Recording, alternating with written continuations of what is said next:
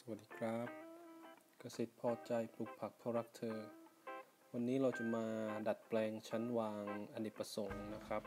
เป็นโรงเรือนเพาะชำหรือว่าโรงเรือนเพาะกล้าขนาดเล็กนะครับซึ่งก็อยากได้อยู่พอดีนะครับเราก็จะใช้อุปกรณ์เท่าที่เราหาได้นะครับในบ้านเนี่ยครับที่เราจะดัดแปลงได้นะครับก็มีซื้อเพิ่มบ้างนิดหน่อยนะครับพวกผ้าพลาสติกใสตัวหนีบอะไรพวกนี้นะครับแต่จะพยายามใช้ของที่มีอยู่ในบ้านเนี่ยนะครับให้เป็นประโยชน์ที่สุด